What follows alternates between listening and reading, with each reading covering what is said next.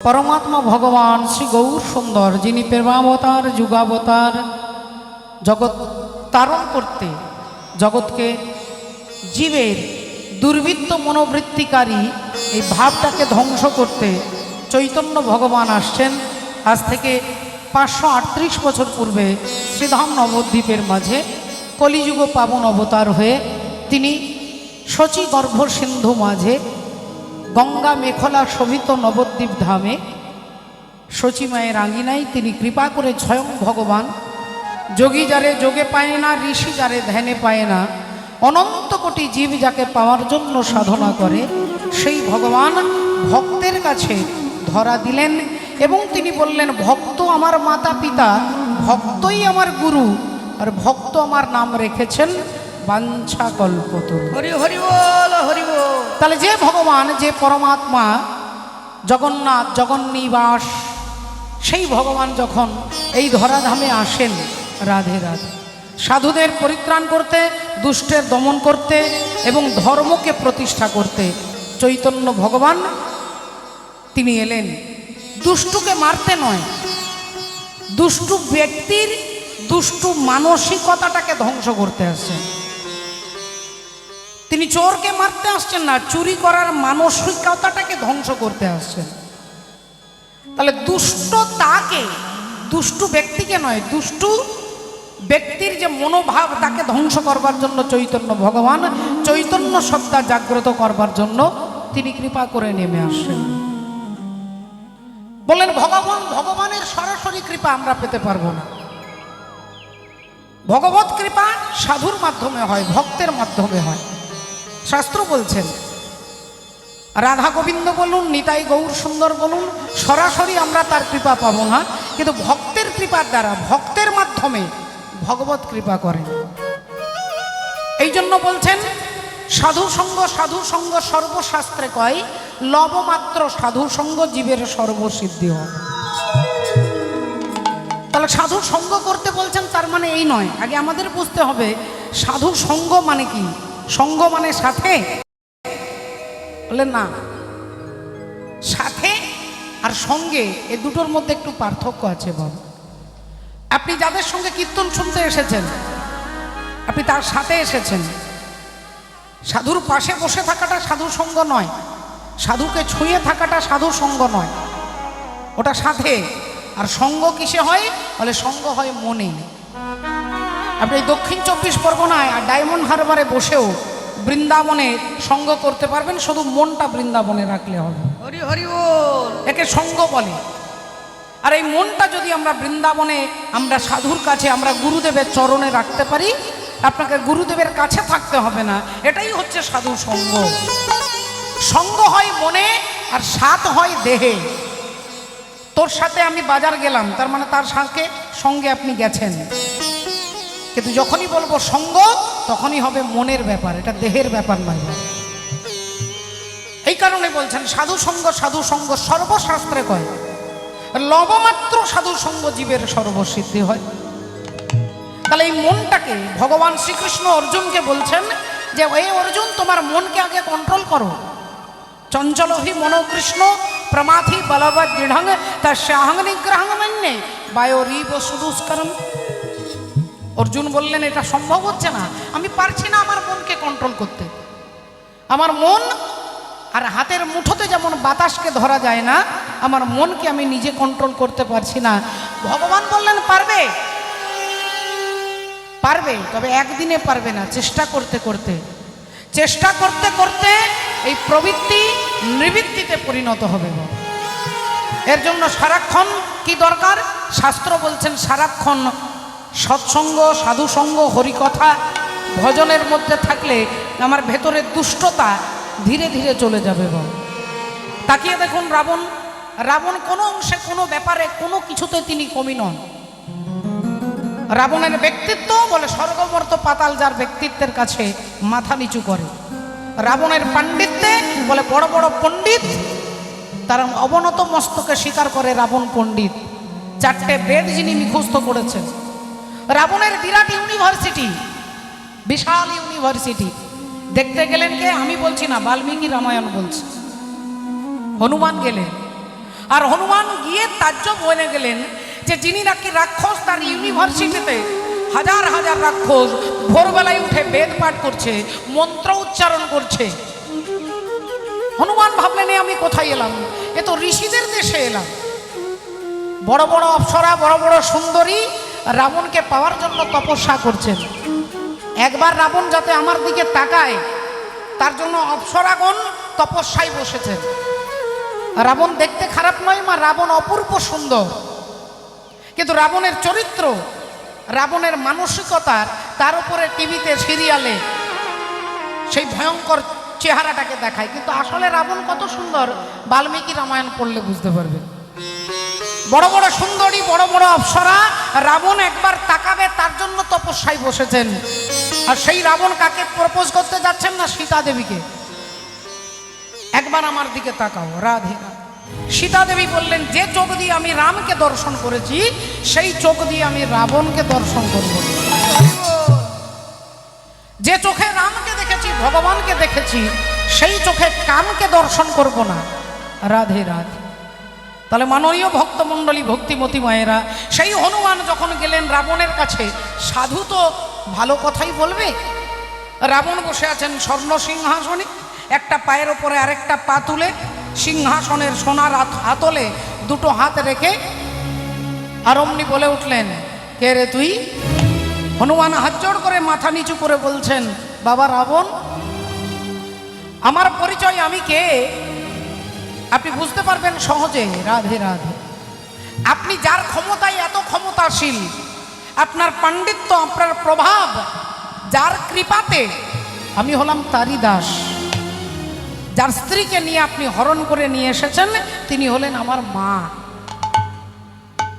তাই আপনাকে একটা ভালো কথা বলে যাচ্ছি, আপনার জীবনের অনেক বেলা চলে গেছে, কিন্তু এখনো অনেক বেলা বাকি আছে। যদি নিজের ভালো চান তাহলে নিজেকে ভগবত চরণে নিবেদন করে দিন। যদি নিজের ভালো চান নিজেকে ভগবানের চরণে নিবেদন করুন। আর অহংকারী ব্যক্তি সব সইতে পারে, উপদেশ সইতে পারে না বাবা। অহংকারী ব্যক্তি উপদেশ সহ্য করতে পারবেন না। রাধে রাধে। রাবণ বলে উঠলেন কে রে তুই? একটা বাঁদর, একটা মরকট, তুই আমাকে জ্ঞান দিচ্ছিস আমি কি করব? তুই জানিস আমার কত ক্ষমতা? তুই জানিস আয় কে আছিস? কে আছিস? এক্ষুনি এই বাঁদরকে ধরে নিয়ে গিয়ে ওর অঙ্গ ভঙ্গ করে দে। এর হাত ভেঙে দে, এর পা ভেঙে দে, এর ঘাড় ভেঙে দে, এর কোমর ভেঙে দে, অঙ্গ ভঙ্গ করে দে। আর যেই বলেছে অঙ্গ ভঙ্গ করতে, রাবণের একটা ইশারায় হাজার হাজার কর্মচারী ছুটছে হনুমানের অঙ্গ ভঙ্গ করবে। হনুমান চিন্তা করলেন তাহলে সোজা আঙুলে ঘি যখন উঠবে না, আঙুলটাকে একটু বাঁকা করতে হবে। হনুমান সঙ্গে সঙ্গে রামচন্দ্রকে স্মরণ করছেন, বুদ্ধিমাতাম বরিষ্ঠম বতাত্মানম বানরায় উঠে মুখ্যম শ্রীরামদূতম শরণম প্রপদ্যে। সঙ্গে সঙ্গে তার মাথায় বুদ্ধি চলে এলো। ওই রাবণকে দেখার সাথে সাথে হনুমান তার লেজটাকে ধরেছে, আর লেজটাকে ধরে রাবণকে দেখাচ্ছে, আর লেজটা ঘোরাচ্ছে। লেজটাকে ঘোরাচ্ছে, কখনো লেজটাকে জড়িয়ে ধরছে, কখনো লেজটাকে চুমু খাচ্ছে, কখনো লেজটাকে মাথায় ছোঁয়াচ্ছে, বারবার লেজটার দিকে তাকাচ্ছে। রাবণ মনে মনে চিন্তা করলেন যে তাহলে এর অঙ্গ ভঙ্গ করে দিয়ে এর শাস্তি হবে না। এ যখন ওর লেজটাকেই এত ভালোবাসে, দাঁড়িয়ে যা, অঙ্গ ভঙ্গ নয়, এর লেজে আগুন ধরিয়ে দে। লেজে আগুন ধরিয়ে দে। যেই বলেছে লেজে আগুন ধরিয়ে দিতে, আবার কর্মচারী যারা ছুটছিল অঙ্গ ভঙ্গ করবার জন্য, তারা আবার পিছনে ছুটছে, বাড়ি যাচ্ছে। সোজা বাড়ি গিয়ে কেউ একটা মায়ের কাপড় নিয়েছে, কেউ একটা দিদির কাপড়, কেউ বোনের কাপড়, কেউ স্ত্রীর কাপড়, একটা করে কাপড় আর একটু করে তেল নিয়েছে। কেউ ঘি নিয়েছে, কেউ কর্পূর নিয়েছে, কেউ তেল নিয়েছে। এইবার ছুটে এসে রাবণ হনুমানের লেজে জড়াচ্ছে, কাপড়টা জড়াচ্ছে আর তেল ঢেলে দিচ্ছে, কাপড় জড়াচ্ছে আর তেল ঢেলে দিচ্ছে। এইবার হনুমানের লেজেই মোটা হয়ে গেছে। রাবণ বললেন আর নয়, এবার আগুনটা ধরিয়ে দে, যা এবার আগুন ধরিয়ে দে। রাধে রাধে। হরি বল, হরে কৃষ্ণ। ভক্তিমতী মায়েরা, যখনই বলেছে যে লেজে আগুন ধরিয়ে দিতে, অমনি হনুমানের লেজে কাপড় জড়াচ্ছে, তেল ঢালছে, কাপড় জড়াচ্ছে, তেল ঢালছে। এবার রাবণ ইশারা করছে লেজে আগুন ধরিয়ে দে, আর কাপড় জড়াতে হবে না। হনুমানের লেজ এই মোটা হয়ে গেছে। তারপরে তেল ঢেলে দিয়েছে। এখন যখনই আগুনটা ধরিয়ে দিয়েছে, দাউ দাউ করে আগুনটা জ্বলছে। আর হনুমানের লেজ যত আগুনে জ্বলছে, রাবণ তত হাসছে আর বলছে, এইবার বেটা তুই পুড়ে মারা যাবি। আমাকে জ্ঞান দেওয়ার কি ফল, আজ এখানে সবাই তোর দেখবে, তুই এখানে আগুনে এক্ষুনি পুড়ে ছাই হয়ে যাবি। এই বলে রাবণ হাসছে, আর হনুমান তার থেকে আরো বেশি হাসছেন। হাসছেন আর চারিদিকে ঘুরে ঘুরে তাকাচ্ছেন। চারিদিকে ঘুরে ঘুরে হনুমান তাকাচ্ছেন। রাবণ বললেন, এই বেটা, চারিদিকে ঘুরে ঘুরে তাকাচ্ছিস কি? কি তাকাচ্ছিস? এরা কেউ তোকে বাঁচাবে না। এরা আমার লোক, এরা আমার লোক, এরা আমার লোক। সবাই আমার কথা শোনে, তোকে এখানে কেউ বাঁচাবে না। তাই কারোর দিকে তাকিয়ে সাহায্য চাওয়ার দরকার নেই, কেউ তোকে হেল্প করবে না। হনুমান বললেন, না না না না না না, আমি এই জন্য তাকাচ্ছি না যে কেউ আমাকে সাহায্য করবে। আমি দেখে নিচ্ছি যে কারা কারা চাঁদা দিয়েছে। যারা যারা চাঁদা দিয়েছে তাদেরকে তো একটু প্রসাদ দিতে হবে আর কি। যারা চাঁদা দিয়েছে তাদেরকে প্রসাদ দিতে হবে। তাই যার যার বাড়ি থেকে তেল আর কাপড় এসেছে, যারা যারা কাপড় আর তেল দিয়েছেন, তার তার বাড়িতে একটু একটু করে আগুন দিয়ে যাবো। একটু করে করে আগুন প্রসাদ দেব। তাই দেখে নিলাম কারা চাঁদা দিয়েছে আর কারা দেয়নি। এখানে সবাই চাঁদা দিয়েছে, একজন চাঁদা দেননি, আর তিনি হচ্ছেন ভক্ত বিভীষণ। হরি হরি বল। বিভীষণ বলে, তার ঘর বাদ দিয়ে সবার ঘরে আগুন ধরবে। আগুনটা কি শুধু লঙ্কার রাবণের এলাকাতে আগুন ধরেছে? আগুন কি আমাদের সংসারে নেই বাবা? পিতা পুত্রে আগুন, দ্বন্দ্ব, পাড়ায় পাড়ায় দ্বন্দ্ব, গ্রামে গ্রামে দ্বন্দ্ব, রাজনীতির দ্বন্দ্ব, দেশে দেশে দ্বন্দ্ব। এই হিংসার আগুনটা জ্বলছে। এর মূল কারণটা কি না, বিভীষণ তার ঘরের মধ্যে লিখে রেখেছে যে এই নাম বাড়িটা আমার বাড়ি নয়, এটা গৌরের বাড়ি, এটা নিতাইয়ের বাড়ি, এটা গোবিন্দের বাড়ি। এই বাড়ির মধ্যে তিনি ভগবানের রামের নাম লিখে রেখে দিয়েছে, এই বাড়ি আমার বাড়ি নয়। পরের জায়গা, পরের জমি, ঘর বানাইয়া আমি রই, আমি তো সেই ঘরের মালিক নই। তা যারা মনে করে যেটা আমার বাড়ি নয়, ভগবানের বাড়ি, বলে তার বাড়িতে অশান্তির আগুন জ্বলবে না বাবা। আর যারা মনে করে আমার বাড়ি, আমার ছেলে, আমার ঘর, আমার জমি, বলে তারই ঘরে অশান্তির আগুন জ্বলবে। তাহলে আগুন শুধু লঙ্কাতে নয়, আগুন সারা পৃথিবীতে লেগেছে। কিন্তু সেই সংসার ও দাবানল, সেই দাবানলকে নির্বাপিত করবার জন্য চৈতন্য ভগবান বললেন, একমাত্র গতি, একমাত্র পথ হচ্ছে হরিনাম সংকীর্তন। হরি হরি বল। হরিনাম সংকীর্তন। হাসি মাখা বদনে আরে ছলো ছলো নয়নে, ওগো আনন্দ কাননে মন ভ্রময় নিবাস। মায়ের একটু উলুধ্বনি হবে সবাই মিলে, হরি বলো হরি বলো, হরি রে আমার জগৎ, হরি বলো হরি বলো, হরি রে আমার জগৎ, হরি বলো হরি বলো, হরি রে আমার। হাসি মাখা বদনে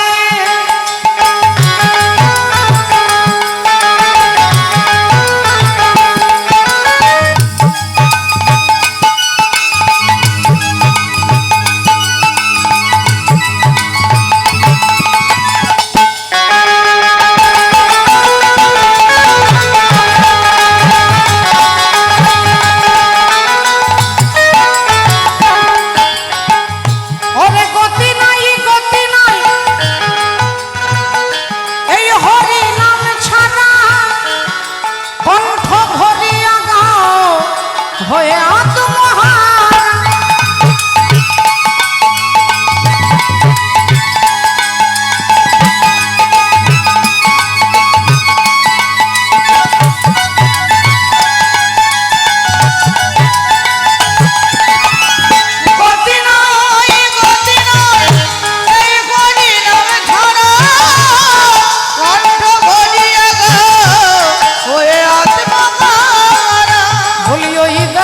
শ্মশানে কিবা রাত্রি দিনে, ওই দেখো শ্মশানে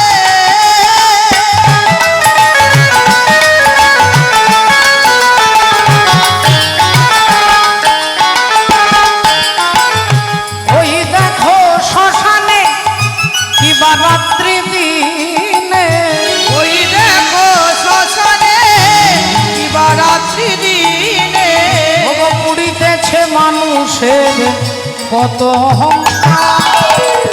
হরি বলো হরি বলো হরি বলো হরি বলো হরি বলো হরি বলো হরি বলো হরি বলো মনে রে আমার। ভক্তমণ্ডলী ভক্তিমতী মায়েরা বললেন, হরিনামই কি সর্বশেষ কথা? বললেন হ্যাঁ, এই হরিনামই হচ্ছে সর্বশেষ কথা। কিন্তু তার মানে বাবা এটা ভেবে নেবেন না যে কীর্তন করে মানে কীর্তনিয়ার জীবনে অনর্থ নেই। বলে না, এটা বলা যাবে না, এটা বলা যাবে না। আমি অভিনয় করতে পারি, আমি নাটক করতে পারি, আমি ভণ্ডামো করতে পারি, তার মানে আমার জীবনে যা ঘটবে সব ভালো নয়। আমি যদি প্রকৃত হরির চরণের দাস হতে পারি তাহলে কীর্তনিয়া হওয়ার দরকার নেই। প্ল্যাটফর্মে যিনি থাকেন তিনিও ভগবত কৃপা পাবেন। আর কীর্তনিয়াদের জীবনে একটা সব থেকে বড় ভয়ঙ্কর দিক অহংকারের দিক। আগামীকাল আপনাদের এই হরিবাসরে একজন কীর্তনিয়া আসবেন যিনি বিবেকানন্দ সম্পর্কে বলছেন বিবেকানন্দ চরিত্রহীন। আপনারা ইউটিউব খুলে দেখবেন, কালকে আপনাদের আসবে। আপনারা ভাগ্যবান যে ওনাকে দেখবেন। হরিবল, বিবেকানন্দ চরিত্রহীন কথাটা আপনারা বলবেন এখানে বলা উচিত নয়। এই জন্যই বলছি যে তারা ভারতবর্ষের গোটা পৃথিবীর একজন মহান ব্যক্তিত্ব। তিনি যখন প্রথম হিন্দু ধর্মকে প্রতিষ্ঠা করতে বিশ্বের বাজারে গেলেন শিকাগো, তার বক্তৃতা শুনে সবাই তালির পর তালি, তালি শেষ হচ্ছে না। তিনি নেমে যাচ্ছেন, সেখানকার সব থেকে সুন্দরী মহিলা বিবেকানন্দের কাছে দাঁড়িয়ে বলছে, I will marry with you, আমি আপনাকে বিয়ে করতে চাই, প্রপোজ করছেন। বিবেকানন্দ বলছেন, দেখুন আমি সন্ন্যাসী, আমার বিয়ে করা যাবে না, নিয়ম ভঙ্গ, বিয়ে করতে পারবো না। দুদিন পরে আবার এসেছেন, ভাবছেন যদি সিদ্ধান্ত চেঞ্জ হয়েছে। বললেন, আপনি কি আমাকে বিয়ে করতে চান? দেখুন আমাকে বিয়ে করতে হাজার হাজার পুরুষ দাঁড়িয়ে আছে, কিন্তু আমার আপনাকে ভালো লেগেছে, আপনি কি আমাকে বিয়ে করবেন? বিবেকানন্দ আবার হাত জোড় করে বললেন, আমি ভারতবর্ষের সন্ন্যাসী, আমার গুরুর আদেশ নেই, বিবাহ করা আমার ধর্মের বিরুদ্ধাচারণ, আর এই বিরুদ্ধাচারণ আমি করতে পারবো না। তিন দিনের দিনে আবার যখন ওই মহিলা এসে দাঁড়িয়েছেন, বিবেকানন্দ বললেন, আপনি আমাকে কেন বিয়ে করতে চাইছেন? আরও তো অনেক পুরুষ আছেন, স্মার্ট ব্যক্তি আছেন, আমি সন্ন্যাসী মানুষ, আমাকে কেন বিয়ে করতে চাইছেন? সেই রাশিয়ান ভদ্র মহিলা বললেন, আপনি যদি আমাকে বিয়ে করেন, আমি দেখতে সুন্দরী, আর আপনি হলেন ভীষণ ট্যালেন্টেড, ভীষণ বিচক্ষণ ব্যক্তি, বিশাল বড় দার্শনিক। আপনি আমাকে বিয়ে করলে আমাদের যে সন্তান হবে বিশ্বের বাজারে একটা প্রতিষ্ঠিত ব্যক্তি হবে, সুন্দর হবে আমার মতো, আর বুদ্ধিমান হবে আপনার মতো। বিবেকানন্দ বললেন, যদি একজন বুদ্ধিমান ছেলের তুমি মা হতে চাও, তাহলে আজ থেকে আমি তোমাকে মা বলছি। হরি হরি বল হরি বল। আজ থেকে আমি তোমাকে মা বলছি, মা তুমি আমাকে সন্তান মনে করো। যার চরিত্র এখানে দাঁড়িয়ে তিনি বলছেন যে ভগ্নী নিবেদিতার সঙ্গে তার অবৈধ সম্পর্ক, এত বড় বুকের পাটা একজন কীর্তনিয়া বলছেন। কেন বলছেন না? কীর্তন তিনি করেন, কিন্তু কোথাও একটা অহংকার আছে, এই জন্য ভগবত সম্পর্কে তার সঠিক ধারণা হয়নি। তিনি হচ্ছেন মেদিনীপুরের গোপাল কৃষ্ণ পাল। নামটা আমি খোলা এই ইউটিউব চ্যানেলের দ্বারা গোটা জগৎকে জানাতে চাই যে তিনি আগে তার মনোভাব, তার ব্যক্তিত্বটাকে চেঞ্জ করুন। হরি কথা বলা, এই যে আপনাদের কাছে আমি দাঁড়িয়ে বলছি, এটা আমার ট্যালেন্ট নয় বাবা, এটা 100 জন্মের তপস্যা। কত জন্মের তপস্যার ফলে আমি আপনাদের কাছে দাঁড়িয়েছি। আপনারা চুপ করে আছেন, আমার মুখের দিকে তাকিয়ে আমি বলছি, আপনারা শুনছেন। এই ভারতবর্ষের জন্য যারা এত বড় ত্যাগ করলেন, তিনি বলছেন বিদ্যাসাগরের মতো পণ্ডিত আমাদের দোকানে, চায়ের দোকানে বসে আড্ডা দেয়। তার ধৃষ্টতাটা চিন্তা করে দেখুন। কথাটা কেন বললাম? কারণ আপনারা এর প্রতিবাদ করবেন, আপনারা এর প্রতিবাদ করবেন। তা না হলে বিবেকানন্দের কাছে আমরা ছোট হয়ে যাব, তার ত্যাগের কাছে আমরা বেঈমান হয়ে যাব। অপরাধ নেবেন না বাবা, জয় নিতাই। কেন বললাম মা যে কীর্তন করতে করতে বেশি অহংকার চলে আসে? কেন বলে, হাজার হাজার মানুষ কীর্তনিয়াকে প্রণাম করবে, আর যখনই যেখানেই সুনাম সেখানেই হচ্ছে অহংকার। আপনি ভালো রান্না করেন, বলে অহংকার চলে এলো। আপনি ভালো গান করেন, তখনই অহংকার চলে এলো। যেখানেই শুনাম সেই কান দিয়েই প্রবেশ করবে অহংকার। আর এই অহংকারকে যদি আপনি না চান যে আমার কাছে আসুক, তাহলে আমারটা তোমার করতে হবে, যে আমার কোনো কিছু নয়, আমার ট্যালেন্টটা আমার নয়, আমার ট্যালেন্টটা তোমার, তুমি কৃপা করে দিয়েছো। সংসার যবে মন কেড়ে লয়, জাগে না যখন প্রাণ। সংসার যবে মন কেড়ে লয়, জাগে না যখন প্রাণ। সংসার যবে মন কেড়ে লয়, জাগে না যখন প্রাণ।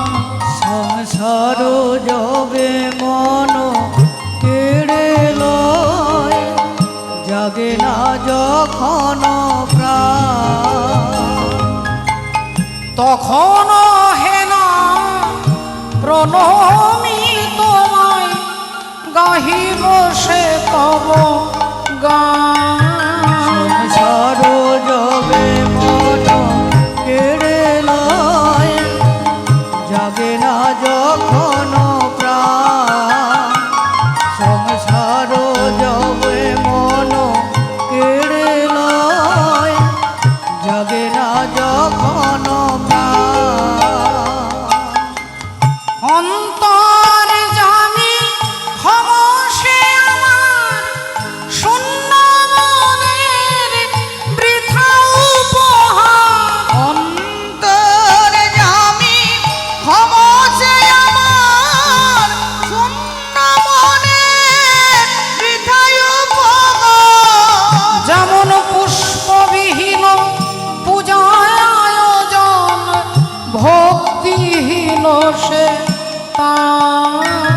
সংসার যবে মন কেড়ে লয়, জাগে না যখন প্রাণ।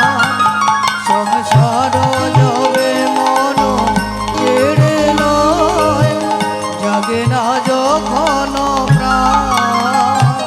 বিশ্বকবি রবীন্দ্রনাথ ঠাকুর ভগবানকে প্রার্থনা করছেন যে আমার মন আমার সংসার কেড়ে নিয়েছে।